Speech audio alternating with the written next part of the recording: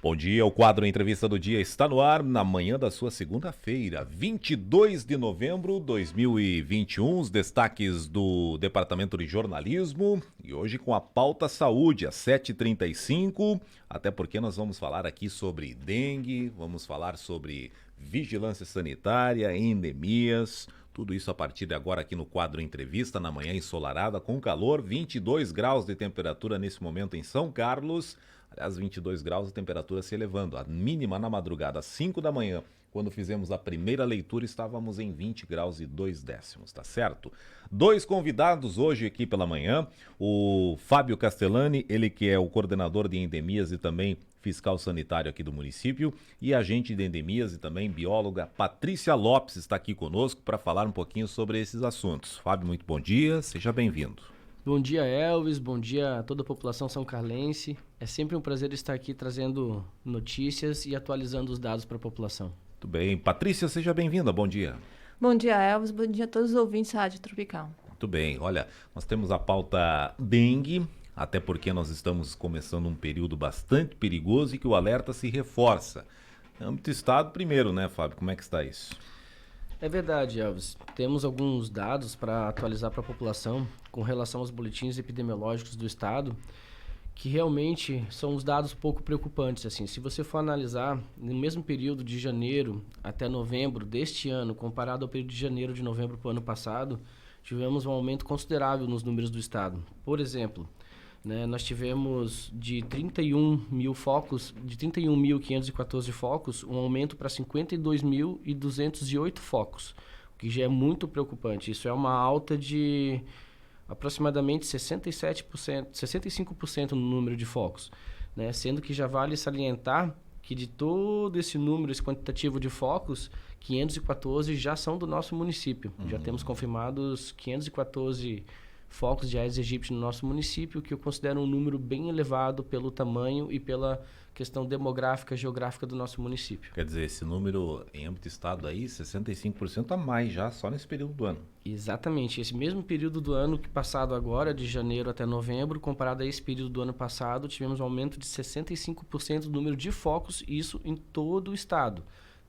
Onde desses 52.208 focos, 514 são realmente confirmados para São Carlos. Aqui em São Carlos. E isso ficou constatado nesses dias atrás aí, né, Fábio? Isso, nós temos, geralmente, nós fazemos 2 levantamentos por ano, que nós chamamos de LIRA, que é o levantamento de índice rápido de Aedes aegypti, onde o estado ele seleciona as quadras, para fazer um apanhado, um levantamento de uma semana, onde toda a equipe se dedica exclusivamente a essa atividade, onde o estado ele sorteia as quadras e nós cobrimos essas quadras. Aí tudo que encontramos a gente faz coleta, manda para o laboratório e assim que vem a análise a gente fazemos o fechamento do LIRA.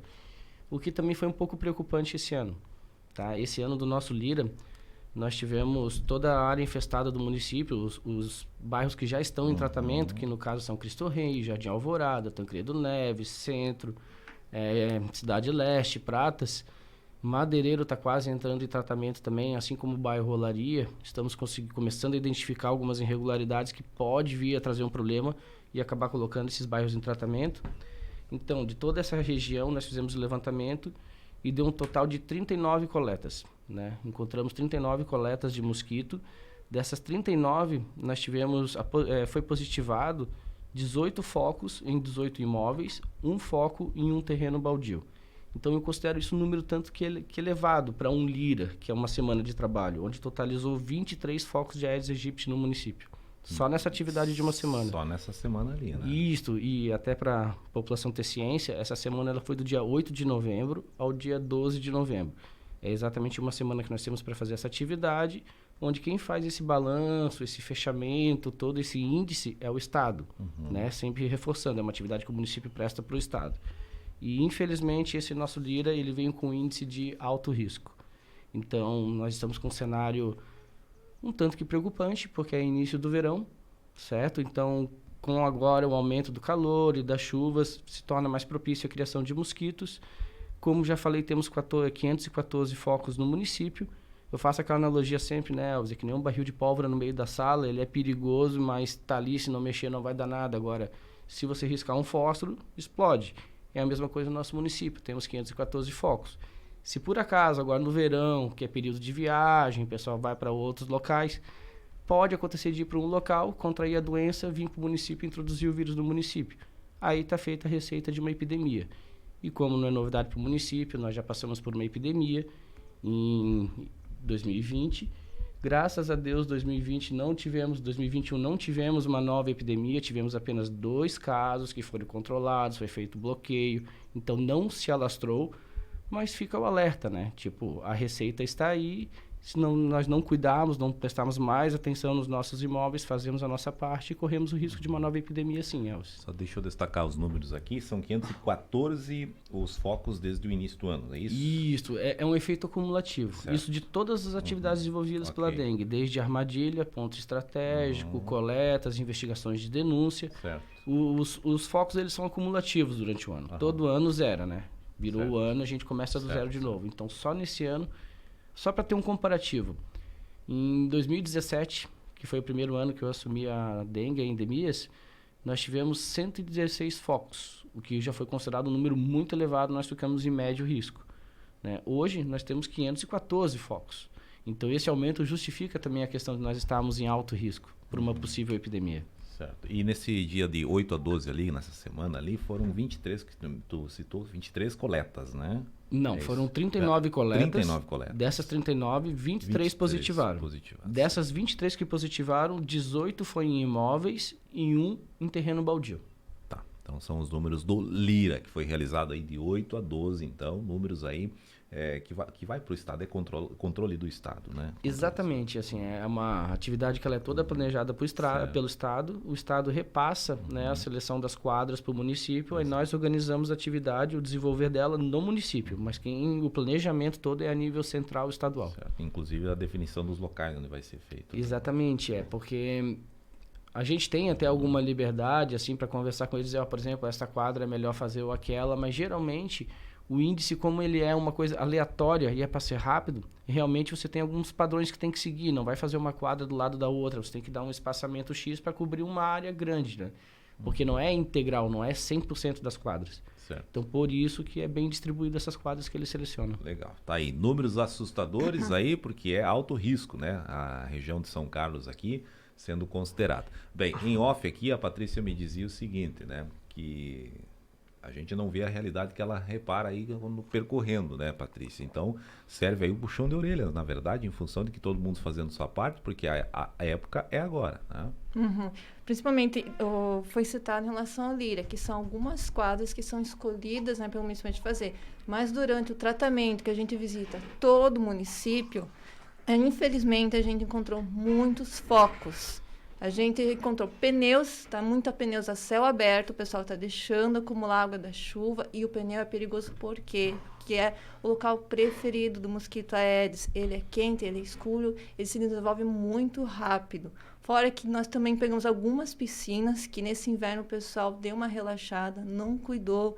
Encontramos cisternas não adequadas. Então, é uma preocupação muito grande. Fora certos recipientes, muito lixo por aí acumulando água, com larva, que infelizmente, que eu fiz algumas investigações de denúncia, que a gente também encaminha larvas para o laboratório para identificar se é do Aedes ou não, e positivava para Aedes. Então, a preocupação é muito grande. Ou seja, então, locais assim que a gente... A piscina é bem propícia, né? A piscina é bem propícia. Cisterna também é preocupante. Exatamente, pode falar. Elvis, até temos até um dado a mais sobre o Lira. Geralmente no Lira, depois que ele termina, a gente faz um fechamento dos tipos de depósitos que foram investigados. Okay. Né? Isso tudo é lançado para o Estado também, tipo quantas caixas d'água, quantas cisternas, aos itens quanto daí, de entulho. Né? Exatamente, os números de depósitos vistoriados que foram encontrados com água. E nosso problema, geralmente aqui em São Carlos, sempre foi os D2. D2 são entulhos. Tipo lixos que você poderia eliminar e jogar fora. Fica parado ali, acumulado. Isso, só que nesse Lira a gente começou a identificar que a nossa realidade do município está mudando um pouco.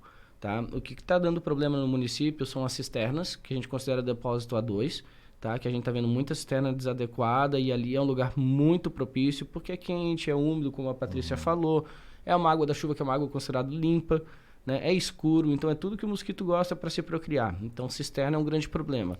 E o outro problema, o outro depósito que a gente identificou, que inclusive eu faço esse apelo para a população, é um depósito de fácil solução, que são os depósitos B. O que é depósito B?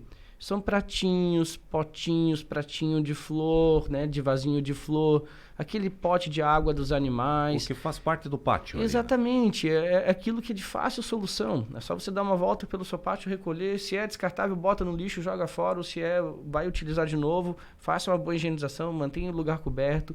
Mas esses pequenos depósitos, eles estão representando um grande problema para o município. E eu acho desconexo isso, porque é uma coisa fácil de resolver. É muito diferente de uma calha, que é uma coisa fixa, ou uma piscina, que é uma coisa fixa. Gente, é só um depósito ali. É um pouquinho mais de atenção no próprio lote, na própria propriedade, que soluciona esse problema. Muito bem. Aqui, esse levantamento, Patrícia, envolve a área urbana, né? Esse urbana. Teu percorrimento aí de constatações aí é na área urbana, né? E a parte de cisternas é o que mais preocupa, então, né? Ou pelo menos que foi constatado agora com maior incidência, né, Fábio? Isso, é porque assim, nós temos uma grande variedade de depósitos, né? Mas as cisternas, pelo tipo de funcionamento, por ser água limpa e apresentar condições ideais, é um dos locais preferidos pelo mosquito, assim como a Patrícia falou dos pneus. Por quê? Porque são escuros, são locais de água mais limpa, que quando chove a água transborda, acontece o transbordo, a água fica limpa. E o Aedes aegypti, ele gosta de uma água mais limpa, ele não gosta de uma água tão suja. É óbvio que em casos particulares, não havendo outra possibilidade, ele pode começar a apelar para esses tipos de depósitos. Mas a preferência dele é sempre água mais limpa e onde ele é exclusivo no local, onde não tem uma espécie concorrente. Muito bem, tá certo. Vamos, além desses alertas, minha gente, bem, depois do Lira, o que fazer agora então? Cada um ter o seu cuidado, redobrar, como é que vai ser agora? Porque o verão está chegando aí, né? Exatamente, assim, são diversas atividades envolvidas pelo setor, né? E novembro é sempre o mês mais carregado para o setor, porque é um mês que é o início do verão, é o mês das chuvas, é o mês do início do calor, né? Porque choveu bastante em outubro, começa aquele calor em novembro. Temos diversas atividades para o estado, como o Lira, tudo isso, e nós temos também a Semana D, né? Que é a Semana de Conscientização. Então, como nós havíamos feito esse Lira antes da Semana D, a gente já focou muitas das nossas atividades da Semana D para atender a necessidade do Lira, que foi justamente participação com a educação, né, na Semana da Culminância, palestra nas escolas, sempre tentando trabalhar com o público infantil e mais perto do início do verão para que essa informação fique fresca na cabeça deles e eles levem isso para casa, para os pais, ajude a conscientizar, para ajudar realmente a atingir o objetivo, disseminar que é a prevenção. É a prevenção e a orientação, né? Exatamente. Semana de culminância envolveu o programa Saúde na Escola, a gente pautou aqui na semana passada, mas o tema da dengue em relação à prevenção também foi tema lá, né, Patrícia? Como é que foi isso? Foi. Nós acompanhamos o pessoal da palestra show, que um dos temas deles era sobre o Aedes aegypti. E eles colocaram muito bem, eles deixaram um tempo para a gente poder conversar um pouco com os estudantes, para a gente passar orientações. Para as crianças pequenas, eu fiz um alerta em relação ao cuidado da água do pote dos animaizinhos, ajudar os pais nas suas residências, a não deixar nenhum tipo de foco. Aos adultos também, questão do uso de repelente, que a gente está vendo o tratamento que o pessoal está esquecendo, que tem que usar o repelente, porque a única forma de não pegar o vírus da dengue é o repelente, não só cuidar no seu ambiente, mas como a gente tem focos, muitos focos ainda, o pessoal tem que se proteger. Então, a única forma de não ficar doente, não pegar esse vírus, é através do repelente. E eu já vi resultado, já vi pais comentando que seus filhos, o meu filho outro dia foi lá, pegou a água do pote do animalzinho e foi lavar antes de trocar. Isso está sendo muito bom. Outra mãe disse, o meu filho falou que eu deixei um balde lá com água, com sabão para poder lavar a calçada. Ele já me xingou, já me falou que não pode deixar, que vai se criar um mosquito da dengue. Ou seja, eles aprenderam, isso está influenciando, eles estão ensinando aos pais. Agora cabe aos adultos esse alerta, que eles têm que cuidar dos seus terrenos, não deixar nenhum tipo de criadouro e procurar se proteger e usar repelente. Ou seja, recado dado, repelente indispensável, Fábio. Aquela história que a gente falava lá, tempo atrás. Acho que faz 4 anos já, né? O repelente é indispensável. Falou números, trouxe, atualizou, isso. Preocupou, risco alto, volta onde? No repelente. E assim, gente, eu vou fazer aquela frase que já estão cansados de ouvir, né? Mas assim, até onde eu sei, o melhor remédio para dengue é a prevenção, tá? Tanto que depois de doente você não tem remédio, simplesmente é descanso, acompanhamento médico e hiperidratação. Mas prevenção sempre é a palavra-chave. Se você não tem onde cria, onde nasce o mosquito, você não vai ter o mosquito. Não tendo o mosquito, você até pode ter o vírus no município. Você não tem quem transmite ele. Então não vai ter casos. O único transmissor é o mosquito, né? É o mosquito. Você pode entrar em contato com o vírus, você não vai pegar ele. Só se você for realmente através de um mosquito. Fora que o mosquito, assim, ele não só transmite a dengue. Nós temos a zika, chikungunya e a febre amarela urbana, que ocorre se a pessoa não tiver a vacina. Porque tem alguns casos, teve em Santa Catarina até... Agora não lembro quantos, mas já teve gente que morreu por causa da febre amarela. E a dengue também, esse ano, teve mortes. Teve em torno de 7 mortes ocasionadas pelo vírus da dengue. Que é o mesmo mosquito. Isso, é o mesmo mosquito. E assim, até fazendo mais um alerta, né? Como o mosquito da dengue, ele tem 4 sorotipos, 4 variedades. Você pode pegar dengue até 4 vezes na vida. Mas a questão é que geralmente a primeira é a fase mais leve. Quando você pega a segunda vez a dengue, o risco de ter sintomas agravantes é muito maior. Inclusive de poder evoluir por uma dengue hemorrágica, mesmo não sendo o vírus específico que cria a dengue hemorrágica. Quando você tem a segunda vez, os sintomas geralmente eles são mais agravantes. Você pode realmente ter alguns sangramentos, tem dores estomacais mais severas, mais petequias, mais sudorese, são mais agravantes os sintomas na segunda vez. Por isso fica a nossa preocupação, porque nós já passamos por uma epidemia onde a gente teve a introdução de um sorotipo no município, certo? Se de repente agora, no trânsito, inclusive fica o alerta do repelente, principalmente usar quando você está em trânsito para outros locais, em viagem, alguma coisa, para não correr risco de você contrair uma coisa lá e trazer para o município, tá? Então, principalmente nessas horas, usar o repelente, quando estiver em viagem. Então, o risco de você ir para um outro local e adquirir um segundo ou um terceiro sorotipo e introduzi-lo no município pode gerar toda uma nova onda, uma nova epidemia, onde quem já pegou pode pegar novamente. Então, isso é preocupante. É isso que a gente está sempre evitando e por isso que a equipe tenta ser o mais ágil possível na questão de bloqueio. Muitas vezes, quando aparece um caso suspeito na unidade de saúde, nós nem esperamos fazer coleta, nem esperamos ir nada para o laboratório. A gente já pega os dados e já desenvolvemos o bloqueio para evitar que se alasse para outras pessoas, para a vizinhança e acabe gerando mais focos, mais casos suspeitos, mais trabalho. Então, até por isso que esse ano de 2021 a gente conseguiu meio que controlar. Porque os primeiros casos que apareceram a gente já pegou, já bloqueou, já cercou e não deixou se alastrar. Fizemos pente fino nos imóveis, tudo isso, então a gente conseguiu conter. O problema também é que a gente precisa do apoio da população. Tendo sintomas, alguma desconfiança, procure a unidade de saúde. Não fique em casa achando que não é nada, que é só uma dorzinha de cabeça. Procure a unidade de saúde. Que quanto antes a gente souber o que é, melhor a gente pode tratar e prevenir. E não se automedicar, porque quem tomar medicamentos que tenham acetilsalicílico, como a AS, Melhoral, eles podem provocar hemorragia. Então, não pode tomar medicamento à toa. Tem que vir consultar se apresentar sintomas, como febre alta, dor muscular intensa, manchas avermelhadas, dor atrás dos olhos. Procure um médico. Isso, porque até uma das principais características da doença, da dengue, é que ela é uma doença vasodilatadora. Então, qualquer remedicação que vá causar vai dilatar os vasos sanguíneos, você corre o risco de piorar o quadro da dengue. Fica mais agravante ainda, né? Então, não se automedicar em qualquer sintoma. A Patrícia citou sintomas aqui, né? Que é bem similar, inclusive, àquele que a gente citava lá da Covid-19, inclusive, também, né? Tem umas particularidades e umas coisas bem parecidas bem mesmo. Similar, né? Isso é o que tornou complicado o diagnóstico dessas doenças no início, porque a gama de sintomas dessas doenças são muito parecidas e são comuns de várias doenças. Então, você ter um diagnóstico preciso é muito difícil nessa situação.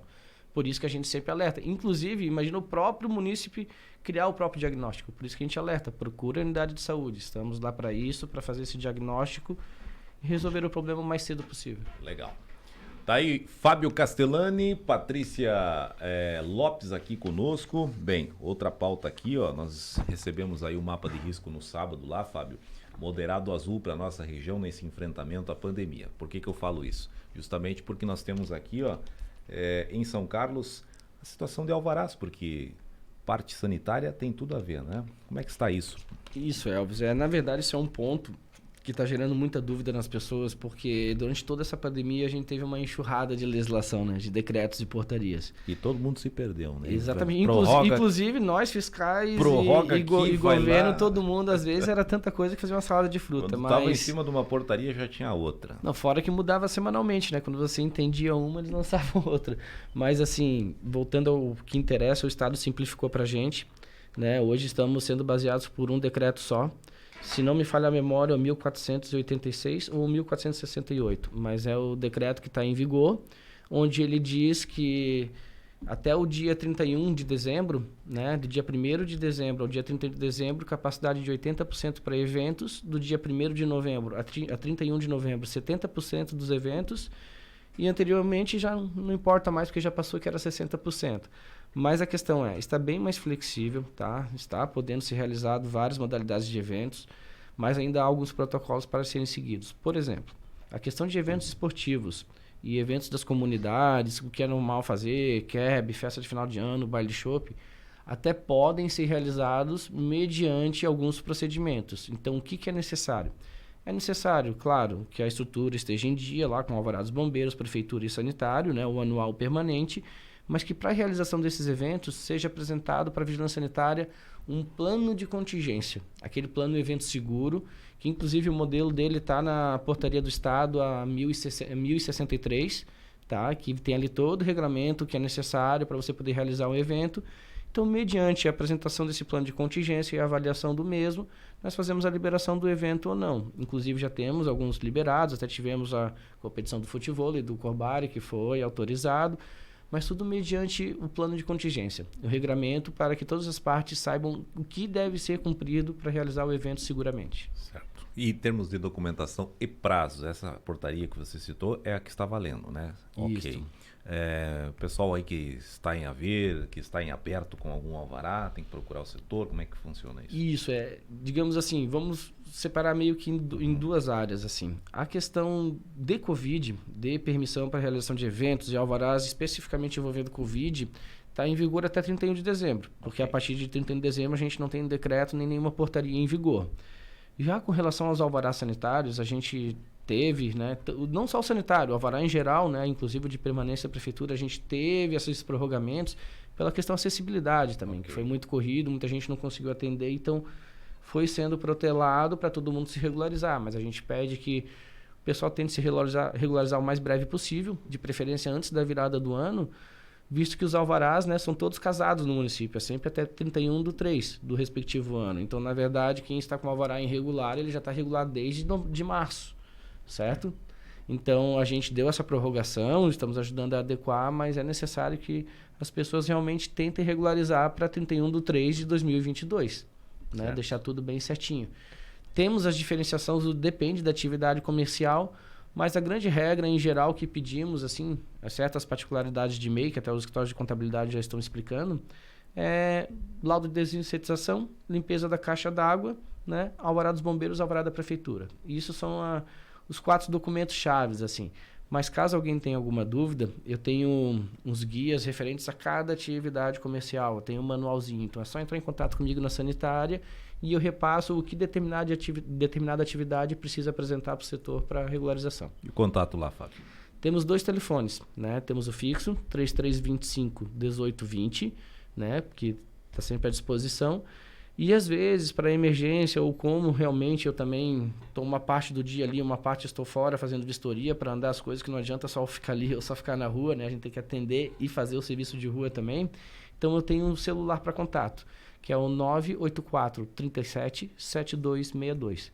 Né? Que às vezes acontece que em horário comercial eu estou fazendo uma vistoria, eu não estou ali, mas a gente tem uma folhinha ali na frente, o número de telefone, é só ligar e que eu atendo nesse número. Patrícia, mais algum recado? Puxão de orelha, alguma coisa, um alerta? Não, só peço que o pessoal, a população, colabore, ajude a diminuir a questão dos focos, que querendo ou não, a dengue, como foi comentado, são 4 sorotipos, são outros vírus, é um mosquito complicado. Então, para o pessoal poder se proteger, se ajudar, vamos lá, ajuda, receba bem os nossos agentes de endemias, por favor, que eles estão lá para ajudar, é para o bem da população, é pela saúde da população. Muito bem. Quantas armadilhas tem em São Carlos? Olha, hoje nós estamos contando com 21, se não me engano, né, Patrícia? Porque a gente também mandou readequando a rede de armadilha, botamos umas novas, por exemplo, inclusive até no posto de saúde do bairro Cristo Rei. Botamos também, a gente ampliou nossa rede para o lado do madeireiro, onde a gente criou ponto estratégico, armadilha. Mas, digamos assim, no padrão, nós temos que atender um raio de 300 metros com cada armadilha, né, do perímetro do município. Certo. Então, se eu não me engano, em Pratas nós temos 5, em Olaria nós temos 3. 3 agora, porque aumentamos mais uma lá também. Tudo para fechar esses raios de 300 metros, para que a gente realmente consiga monitorar tudo o que acontece em 300 metros em volta daquela armadilha. Muito bem. Fábio, obrigado também. Mais algum recado? Acho que era isso. Olha, realmente... Por enquanto é isso, num resumo geral. Não, por enquanto é isso, mas assim, faço das palavras dela as minhas palavras, né? Fazemos esse apelo para a população para realmente que cada um se atente na limpeza e na manutenção do seu lote, visto que ainda há tempo, é cedo. Geralmente a circulação da dengue ela começa final de dezembro, janeiro em diante. Então novembro é a hora certa, porque dá aquela chuvinha, então é a hora certa de você parar, dar uma olhada no seu imóvel, ver onde acumula água, ver se tem alguma presença de lava nessa água. E também sempre ter aquele olhar desconfiado. Por exemplo, começou a aparecer muito mosquito na sua casa, de algum lugar tem que estar vindo. O mosquito ele não vai voar de tão longe. Agora em novembro nós vamos ter o segundo ciclo do controle de pragas urbanos, que a gente vai realizar a detetização dos bueiros. Então a gente até pede que quem quiser eliminar já os postes na sua casa, quem sabe fazer uma detetização preventiva na sua casa ou no seu imóvel, é interessante, porque quando se faz dos bueiros, os bichos saem dali para algum lugar, eles querem ir, né? Se você está com o seu imóvel prevenido, ajuda melhor a atingir resultados mais efetivos. Exatamente. Fábio Castellani, o nosso convidado aqui, juntamente com a bióloga e agente de endemias, Patrícia Lopes. O Fábio que é coordenador de endemias e fiscal sanitário. Quero agradecer os dois aqui. A gente vai repercutir trechos desse bate-papo lá no Jornal do Meio-Dia, com todos esses alertas e números, inclusive, tudo isso lá no nosso site também, em áudio e vídeo daqui a pouquinho, tá certo, minha gente? No site tropicalfmsc.com.br. Voltaremos amanhã com mais um bate-papo por aqui e estaremos repercutindo aí na programação também esses dados ligados aqui à dengue, também com alvarás e os destaques aqui para com o setor de endemias e também da vigilância sanitária, tá certo? Vem aí seguir o Comando Geral. Um abraço e até amanhã. Você acompanhou pela Tropical FM a entrevista do dia.